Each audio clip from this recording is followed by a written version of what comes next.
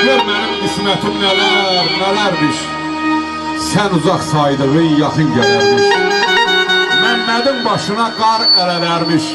Aylardan xəbərsiz, gündən xəbərsiz. Aylardan xəbərsiz, gündən xəbərsiz.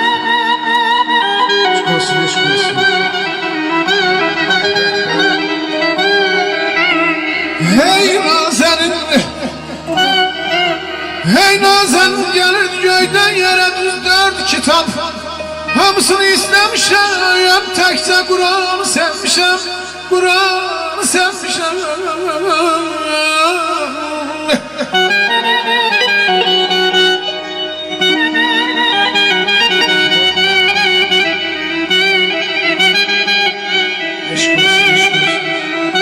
Ne lazım diyor bu dünyada bana devlete göz dikemi.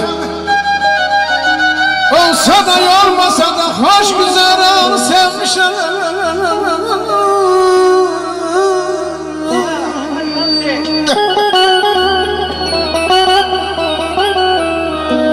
Kömək elə mənə, unudum səni.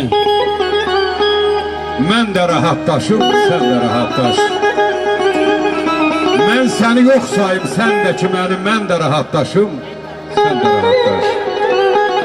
Bizi bağlayan tel incədən incə, qırılsa düşərik hərə bir küncə.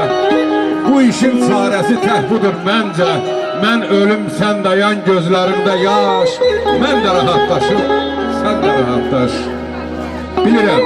Bilirəm qoymuşam iz ürəyində. Dözülməz olsa da döz ürəyində.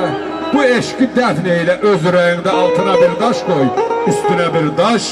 Mən də rahatlaşım, sən də rahatlaş. Bu eşqin əlindən mən ölüm gərək. Dayansın qəflətən, vurmasın ürək. Gələrsən qəbrimə əlində çiçək. Deyəsən bu sözü məzarımda kaş. Mən artıq rahatam, sən də rahatlaş, sən də rahatlaş. Bir məhəbbət demirəm, sevməyə qadir deyiləm. Ay bu sözün əsası budur. Çünkü insanı sevmişim.